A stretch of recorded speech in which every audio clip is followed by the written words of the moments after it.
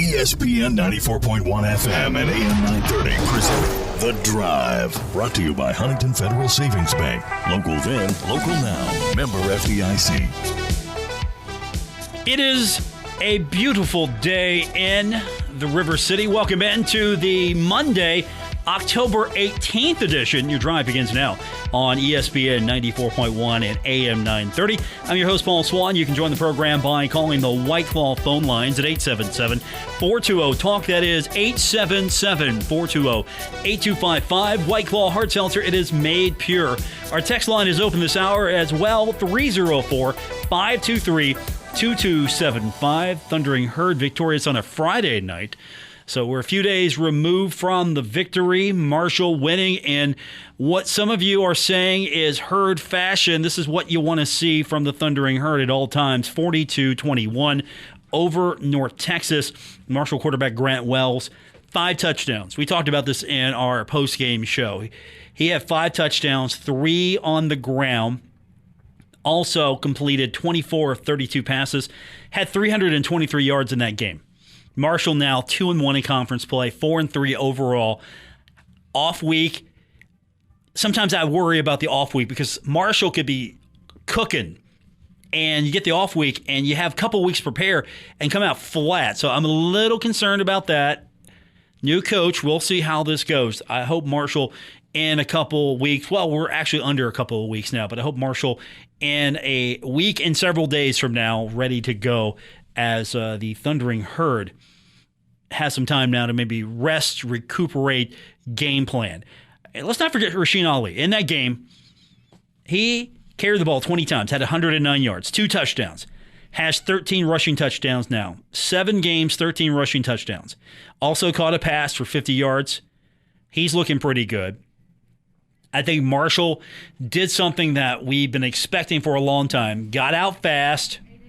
Not fast enough, I'm sure, for some of you, but got out fast and just put North Texas away early.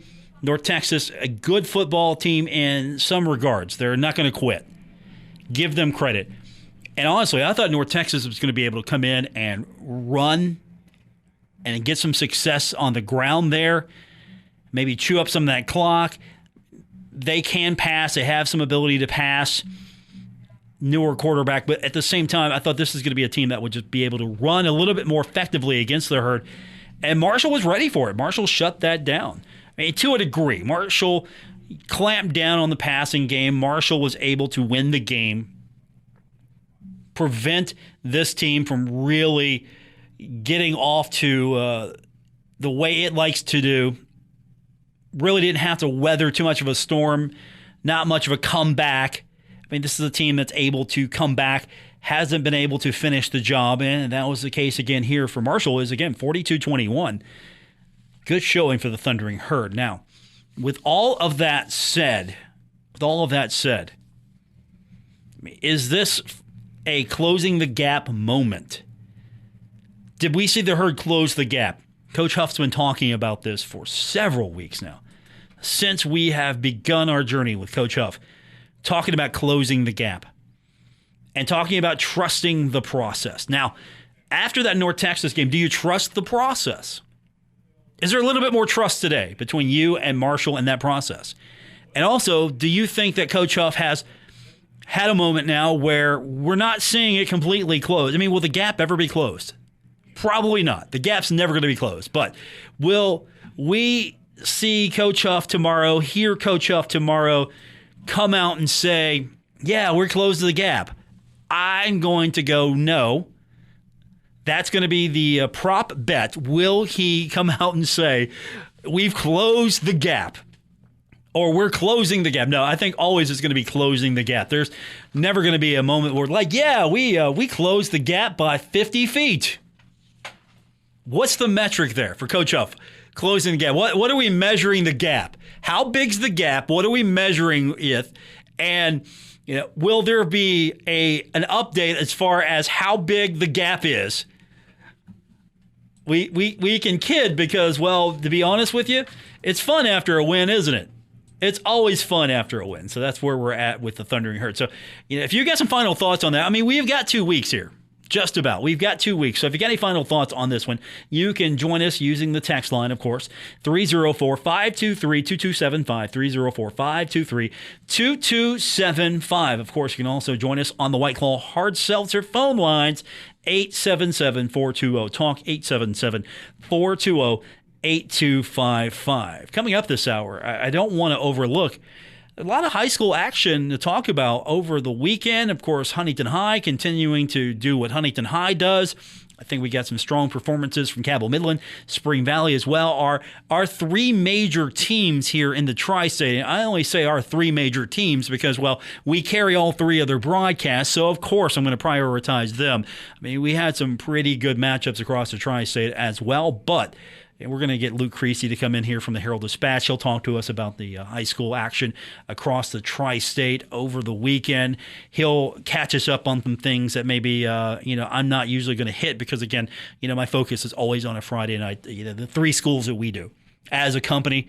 I'm always going to Huntington. Honestly, when it's game time, I'm flipping over to Huntington High. That's it. That's because I'm an old school Pony Express kid. And even though they're the Highlanders now, I object to that name to this day. It should be New Huntington Pony Express, or it should have just been Huntington Pony Express. I know that's a fight for another day on this show, but I'm going to stand that ground. That's the hill I will fight and die on. I will die on that one. I've got a few hills that I've picked that I will go fight and die on. That's one of them. Pony Express all the way. Now, with that said, Luke's going to get us caught up later on in the show since he's got the finger on the pulse of everything. So we'll get caught up with him. We're going to hear here in a few minutes from Kyle Braun. Of course, basketball continues to get ready for the upcoming season. And since we've got a whole week here, minus the shows that are going to be preempted for baseball here on ESPN 94.1 and AM 930, that's Tuesday and Wednesday. We have got a gap that we've got to close because we don't have football. I mean, we're going to hear from Coach Huff tomorrow on the presser. We'll post that link up on our website. I'll hopefully be able to maybe hop on sometime later this week with some of that stuff there, but we'll have it. I mean, there's no opponent to get ready for. So you're fighting Open this week. That's your opponent. Open is your opponent. I guess the opponent is the Gap and Open. Or is Open the Gap? Open gaps, depending on what side of the ball, open gaps are the opponent. So we'll talk to him about that, and we'll post that. That'll be posted. You can get that full video. Marshall will you can get that to us, and we'll put that at least on our website, WRVC.com, if you want to look at that in its entirety and in context. But we'll have, of course, basketball coming up here shortly. We're actually going to get into some live fire with basketball, so we'll start hearing from Dan D'Antoni. But today was Kyle Braun, the 6'3", 180-pound freshman guard out of Scotland Prep. We're going to get his thoughts. He's finally actually getting able to get out there after suffering a knee injury, getting out there and actually practicing. So he's excited. We're going to hear from him. Later on, we're going to hear from Luke Creasy. About 5:30, we'll talk to him. We've got baseball coming up tonight, Game 3, the ALCS. There's NFL action tonight as well. We'll go over some things that happened over the weekend. The Bengals get a win. I mean, it was over Detroit, though. So, I mean, how much can I crow? I can't really say well, I can, but it's Detroit after all. I can't really say, hey, look, the Bengals beat Detroit. They beat the Lions. The only person I can talk trash to is Spencer Atkins, the chief meteorologist at Channel 13. And, of course, I mean, why would I want to do that? He's a nice guy. It's like kicking a puppy. You don't do it. That's what that's about. You don't kick a puppy. And Spencer Atkins, it's like kicking a puppy with him with his Detroit Lions. Or, in his case, a kitten. It's like kicking a kitten. You don't kick kittens or puppies. So Joe Burrow gets the win. Good for him. And, hey, Conference USA finally has a ranked team this season. We'll talk about that. But when we continue, we're going to have a little Herd basketball for you. We'll get the thoughts of Kyle Braun as basketball continues to get ready for the upcoming season. That's when we continue with today's edition of The Drive on ESPN 94.1 and AM 930.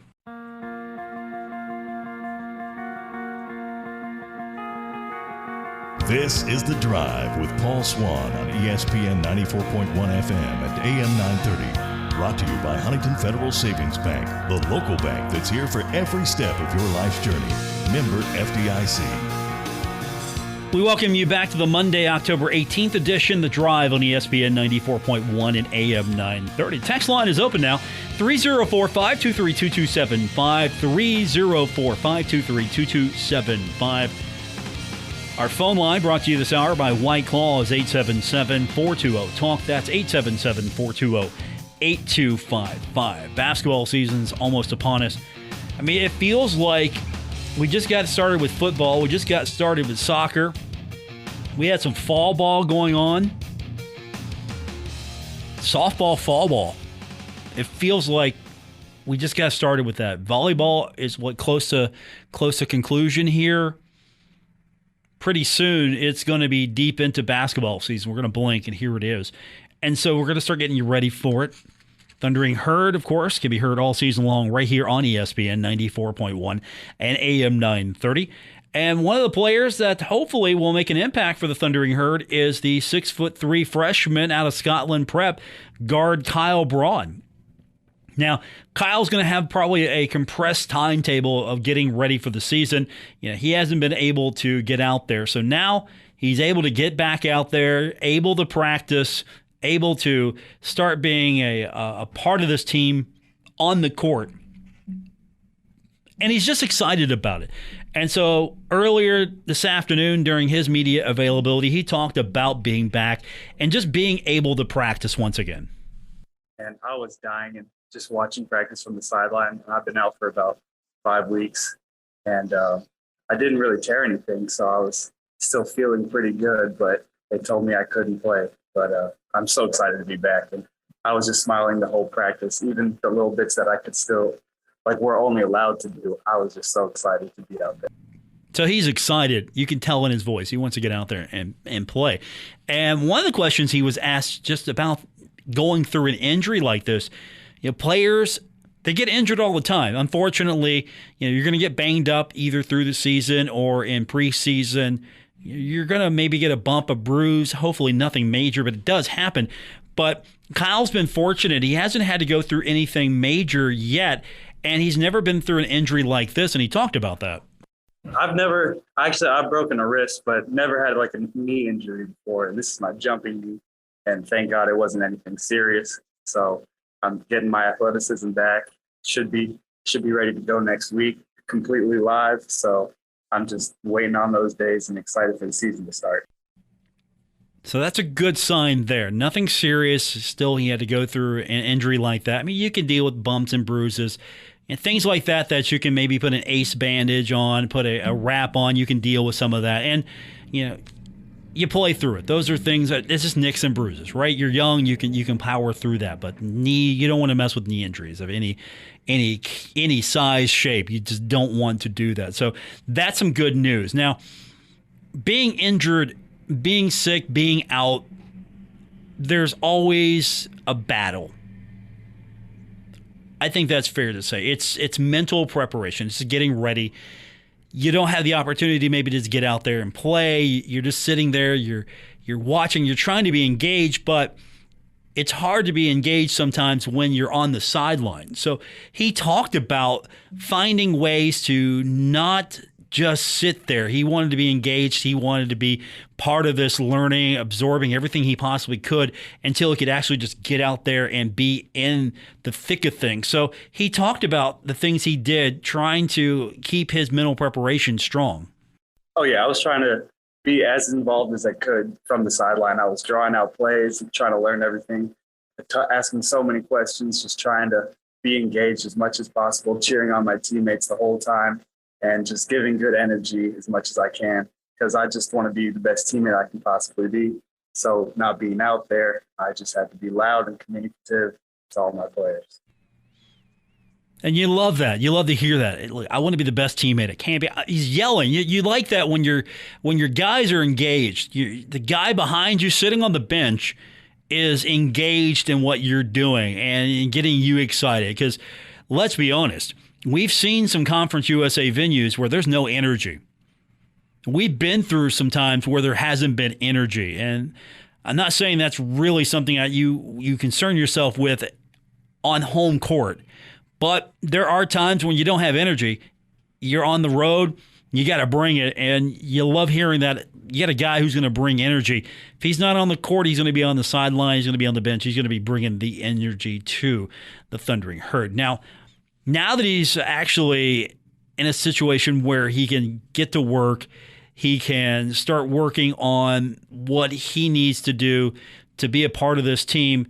He talked about sort of a self-evaluation, things that he needs to work on so he can be ready when his number is called. No, my biggest thing right now is throwing lobs. I've never been on a team where everybody can dunk. In my high school, I was the only guy on the team who could dunk, so I was never practicing lobs. So right before this, I was just working out with Mike, just throwing lobs from different directions, just really trying to perfect that. Because I've been throwing bullet passes to the rim, and people are like, what is going on? But it's an easy fix, and that's the main thing that I got to work on. Dunk City U. There you go. You heard it right here. That's the game plan for Marshall basketball. It's going to be Dunk City U. Just slam it in. Tavion Kinsey, lob the ball to him, slam it in. Tavion's going to have like 15 dunks a game. You can do that now. I mean, no offense, but this team's a little taller in some aspects. No offense. There's some guys that weren't tall. They were pretty good, but they weren't tall. Now you got some taller guys on the squad. So it's going to be Dunk City all the way. Speaking of Dunk City, he's going to be setting some guys up, helping them out. But who's helping him out as far as getting ready for the season, playing college ball? After all, it's a leap, it's a jump. Just because you're good in high school or prep school, once you get to the college level, it's a whole different ball game, cliche and all. So he talked about some of the guys that are on the squad just helping him, getting ready to play some college ball. I mean, all of them. All the upperclassmen really care about the next generation and trying to teach everyone the ins and outs. I mean, I've had many late nights with guys just talking about how to come off a screen the right way to get the right shot or what, because they know how I play. They know what I can do well in this offense. So they tell me, like, if you come off this screen, this pull-up's going to be there, or this kickback is going to be wide open. So make sure you're doing this type of stuff. So they've been really great. Like Mike, Tay, Andy, Darius, they've all been really, really helpful. I'm sure Tay's being nice to him. You know why? Because somebody's going to lob those balls to him, the dunk, right? Get the new guy ready to go. Hey, okay, here's what you're going to do. When you're here, you're just going to toss that up, and I'm going to dunk it in. That's I'm sure that's some of the stuff they're talking about. Like, okay, when I'm here, I'm running, I'm jetting. Just gonna lob it up, backdoor maybe, backdoor, just in your face. We're gonna dunk it. I know that's not the game plan. They're gonna be shooting 15 threes. 15. What am I talking about? 15, 20, yeah, 20, 25. What am I talking about? 15. Speaking of a guy likes to shoot it, Andrew Taylor, the sheriff, of course. He's a young guy still, but he's been through it now, and he's a guy that Kyle is really similar to. Some of the comparisons that have been made, one of those is the way he plays, his style of play, and Andrew Taylor. And Andrew's been there a while, so that's a good comparison. That's a good guy to be compared to on this team. And so Kyle talked a little bit about those similarities that he has with his teammate Andrew Taylor. No, he's a great role model, and we're very similar, and it's like really great to see that he's being so successful in this offense. It's given me a lot of hope. And like when the Pacers were here, they really loved Andy too. And I'm like, oh, they love Andy, and he's probably going to go to the next level for sure. That gives me hope and motivation to get to that level too. Name dropping the Pacers, by the way. You notice that? Name dropping the Pacers because, you know, there are benefits sometimes to having a former NBA assistant coach on your bench. There's some benefit there. So that's a good guy to be compared with, right? I mean, back in the day, you want to be compared to John Elmore, so maybe now you want to be compared to Andrew Taylor.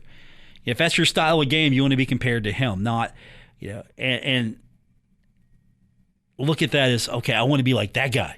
That's my guy. I want to be like Andrew Taylor. I want to strive to be him. But one guy he's really being compared to, and we're going to talk about that in a minute, but it's Dan D'Antoni. Head coach of the Thundering Herd. He's beloved. He's a beloved coach. You know why? Because, of course, there's the history with him and the community. It's a West Virginia guy. He's visible in the community. You can go hang out with the guy afterwards, right? I mean, you can go to his restaurant. You might see him there. You can pal around with him. You know, he's calm, cool demeanor. I mean, nothing really. He doesn't get too high. And if you ever been to practice, he plays some terrible music. Some of it's good. Some of it's not so good. I don't know. I like old music too, but there's just a point in time. There's just a point in time. And here is what Kyle has learned from the guy he's starting to be compared to, Dan D'Antoni. Oh, he's a great guy. He's been telling me just be definite with your moves. There's no stuttering, or just be confident and go, like, trust yourself. You want to shoot that shot, shoot the shot. You want to make this cut, do that. Just don't second guess yourself. That's his big thing. And everyone's telling me we look alike, and I look like a younger generation of him. Like, I was up in the lobby, and there's a picture of him when he was playing, and all the guys on the team are like, Dan's here. Like, this is like he recruited his son or something like that. So I've been dealing with that recently. Aw. That's all I got. He talked a little bit. He expanded on that a little bit. He's a younger version of Dan D'Antoni, right? Is that what we're going to see? A younger version of Dan? I mean, what, 30, 40 years? Is it going to be Kyle Braun on the sidelines coaching the Thundering Herd? Is that what we're going to see? Is he just going to carry that D'Antoni style? He's the new D'Antoni. He's the next D'Antoni. He's going to be adopted into the. What are we seeing here? He talked about just being a younger version of Dan.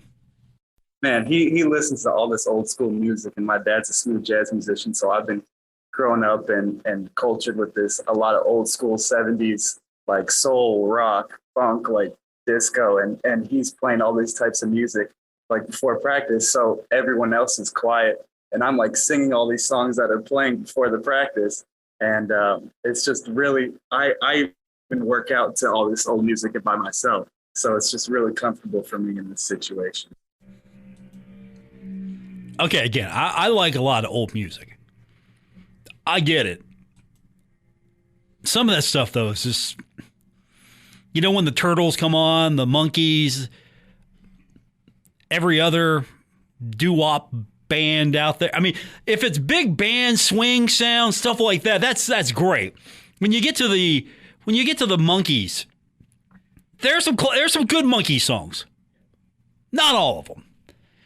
But when you get to the Turtles, the Hummingbirds, the Roaches, the Arachnoids, the you know, I don't know, Bam Bam and Pebbles from the Flintstones, when you're jamming to those sonic sounds, I don't know. I don't know. Luke Creasy joins us on the other side of the break here. We're not going to talk music. We're going to talk high school football when we continue today's edition of The Drive, ESPN 94.1 and AM 930. This is The Drive with Paul Swann on ESPN 94.1 FM and AM 930. Presented by Huntington Federal Savings Bank.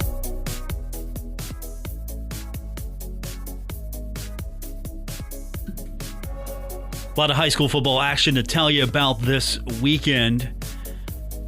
Huntington High probably going to be tied with Martinsburg when the WVSSAC rankings come out as co-number ones, but there's a lot of points to try to tabulate. I know he hasn't been actually tabulating all the points, but if someone would, it would be Luke Creasy, who joins us now from the Herald-Dispatch, and of course, you know, part of the HD Media family. And you know, while everyone was covering Marshall on a Friday night, Luke, you were handling all the high school duties, it felt like.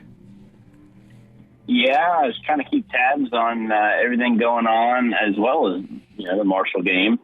I actually had to go out to Tulsa High School Friday night, which is a little bit of a drive from Huntington, but the Rebels struggling a little bit this year. But yeah, lots to like about what's going on in high school in the area. Some pretty good competition.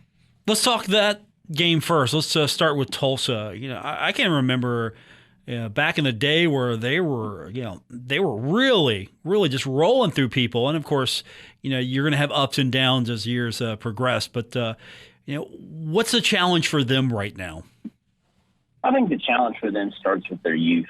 You don't even have to go way back in the day to see where they were rolling through people. I think, they've been a playoff team for the last 3 years. They had a really solid core group of upperclassmen that had kind of been exactly where the team now is. They were inexperienced, were getting beat up on, and then, after a couple of years, they got things together. But they graduated nearly their entire offense. And some of their skill players that were key contributors the past couple of years, including a couple of playoff appearances, were gone. And then their quarterback, Jesse Muncie, who had turned some heads there, not only with the Rebels football program, but also with the basketball program. Well, he leaves for St. Joe to play basketball.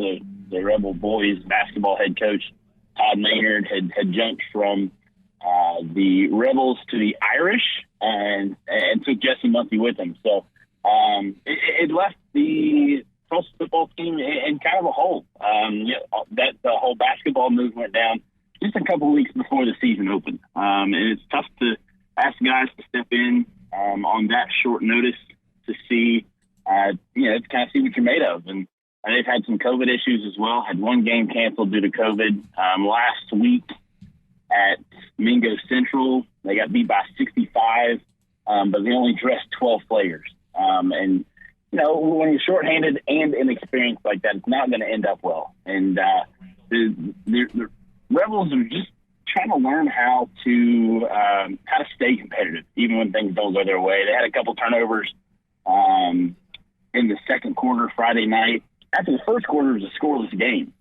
And then by halftime, Buffalo had jumped up on them 34-6.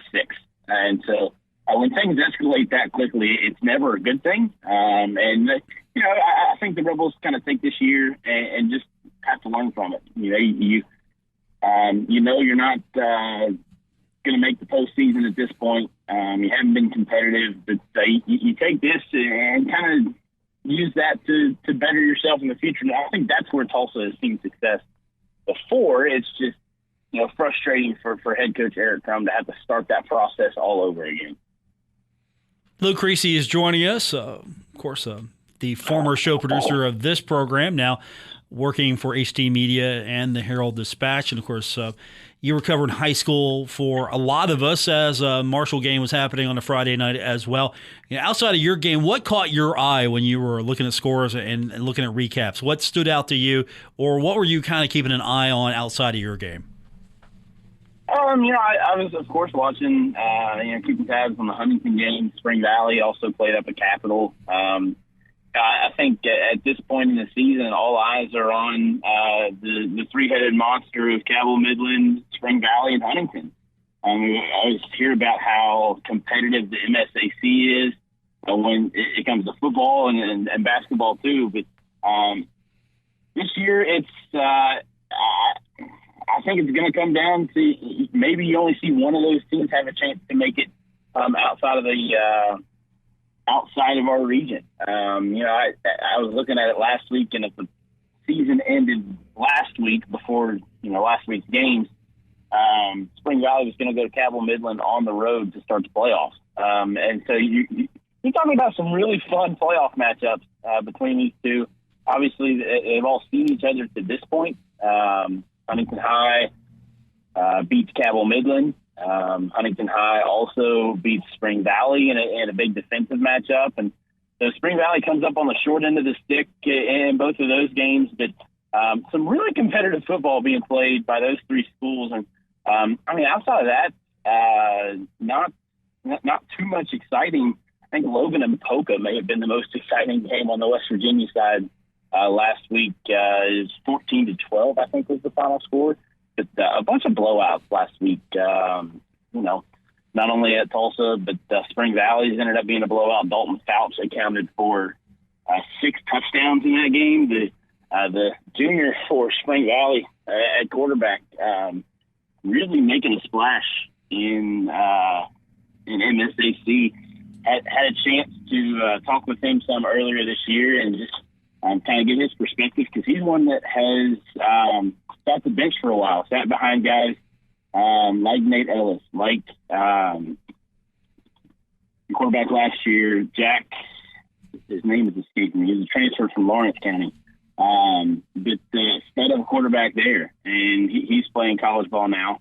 But Dalton Fouch had a chance to sit the bench, and now is showing that he's better for it. And Spring Valley's kind of a pass-happy team at this point in the year, which I don't know many people saw coming. And defense had to kind of adjust to that. So it's fun. When you get to this point in the year, I think you're starting to think about playoffs. I think it's almost inevitable. Coaches will tell you that they're just trying to take it one game at a time. That you know that the playoffs are in the back of your head at this point, and you have to start kind of honing in on what you do best and try to perfect that come playoff out.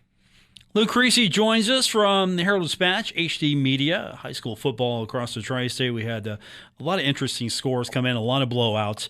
The one question I have is the Wayne Pioneers. I don't recall in the history of the Wayne Pioneers, as far as my memory is concerned, them having struggles like this. It's still strange to me to look at their record and think that's Wayne football, because I know Wayne football usually is this team that you have to account for at all times. And I know there have been some struggles, here, everyone's had struggles, but I just look at the scoreboard. I look at Wayne. I mean, they lost to Chapmanville 40-16. And my head can't process that still to this day.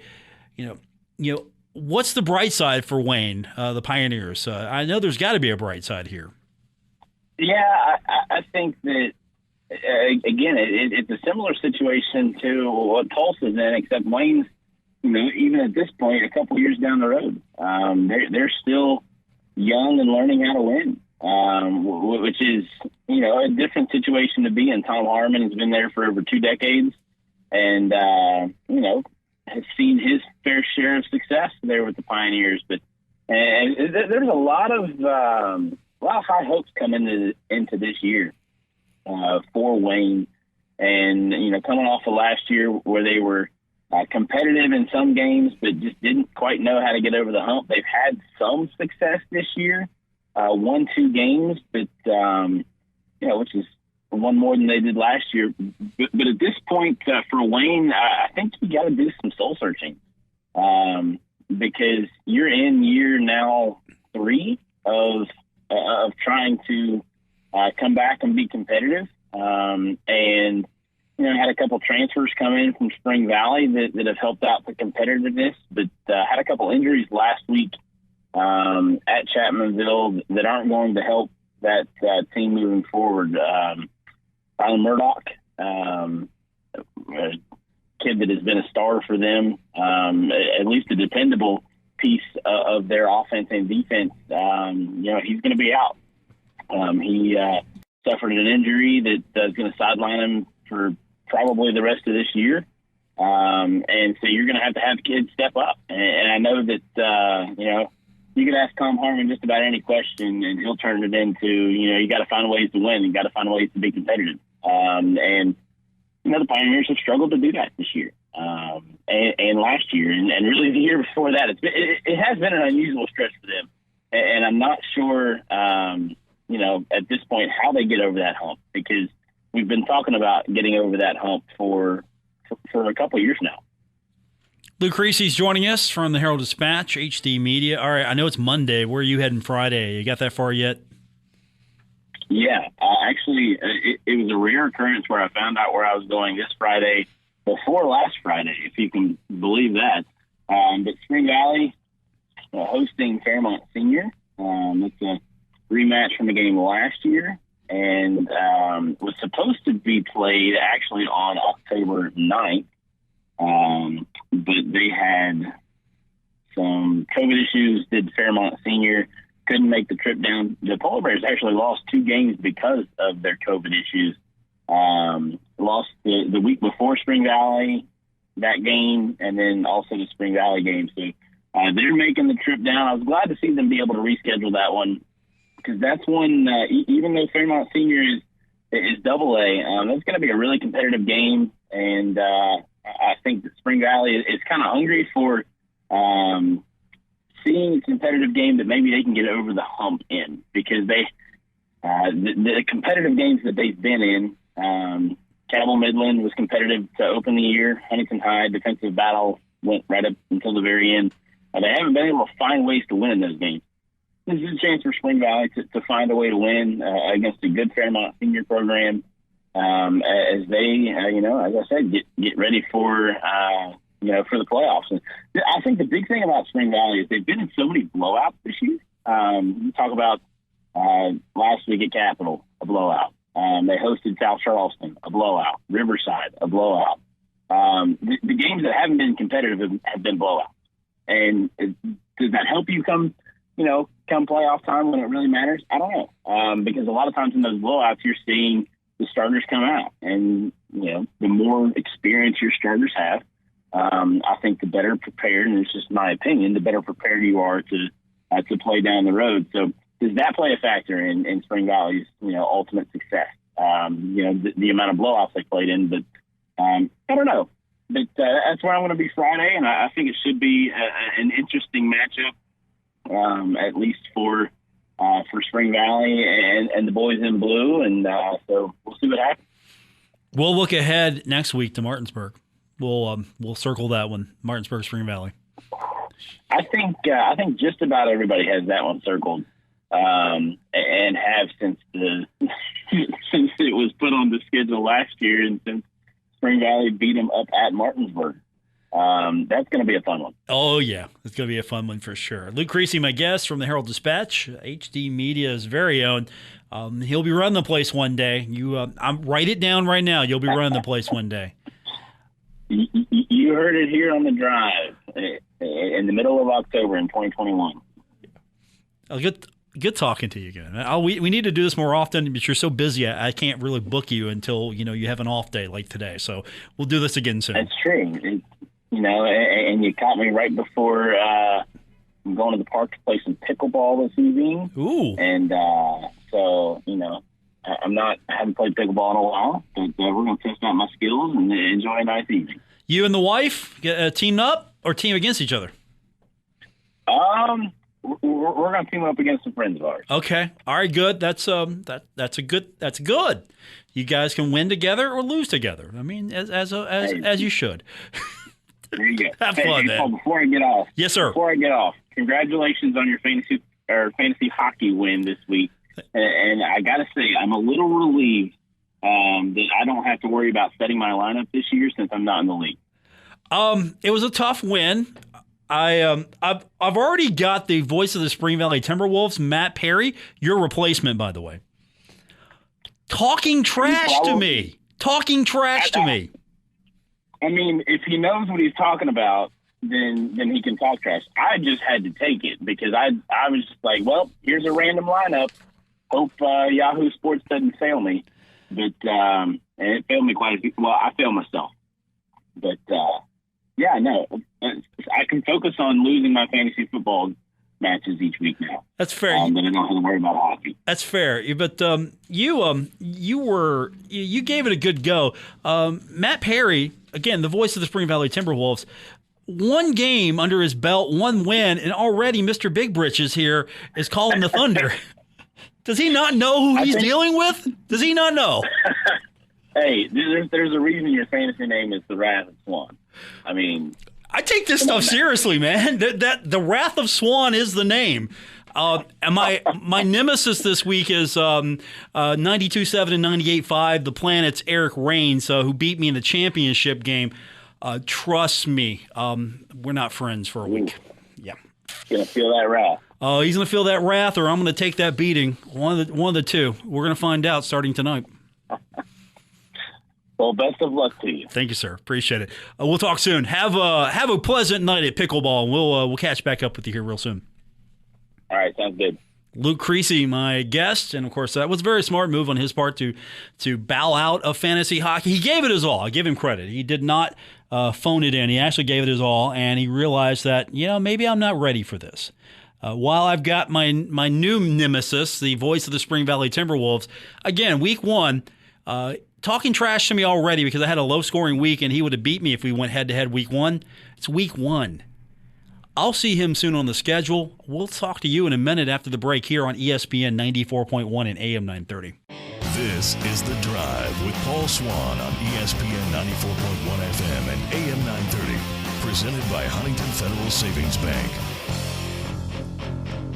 Programming note, baseball action tonight on ESPN 94.1 and AM 930. It'll be Houston and Boston, Game 3 of the ALCS. We're going to have the ALCS and the NLCS coming up tomorrow. We go on the air at 4:30.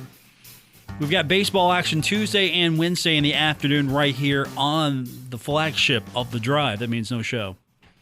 The Vast Drive Network here. It's going to be a couple of days without you, so hopefully back on Thursday we'll have a lot to get into. Thursday, of course, will be the Coach Huff Show. That's right, Coach Huff Show is coming up on Thursday. No game this week, but Coach Huff's still going to be doing a show, so looking forward to that, as I'm sure he will enjoy at least, I don't know, if you have an off week, do coaches like off weeks? Do they take advantage of maybe recalibrating a little bit, or are they pacing to get ready for the next game and they have more time to do it? That's probably an interesting question, to say the least. So, maybe that'll get asked of him tomorrow. So we have, of course, as I mentioned, the baseball action coming up, football action as well on our sister station. It'll be Buffalo and Tennessee. That's coming up tonight on Cat Sports 93.3 and 1340. So back again on Thursday to talk about it. Couple of notes I want to get to before we call it a night. The UTSA Roadrunners ranked for the first time in program history. UTSA defeated Rice 45-0 on Saturday. They are 24th in the Associated poll and 25th in the coaches poll. So Roadrunners ranked. Conference USA at least has one ranked team now. And of course, as we mentioned, the Bengals beat Detroit 34-11. Joe Burrow tied a career high with 3 touchdown passes. And the Bengals now have as many wins as they had last year. They're 6 games in. They've already matched last year's win total. That's a vast improvement for the Cincinnati Bengals. They'll take on the division-leading Baltimore Ravens. That is coming up this weekend. That's going to do it for this edition, The Drive on ESPN 94.1 and AM 930. We'll talk to you on Thursday. Have a great night, everyone. WRBC Huntington, W231BS Huntington, broadcasting from the Oscars Breakfast Burgers and Brew Studios. This is ESPN 94.1 and AM 930.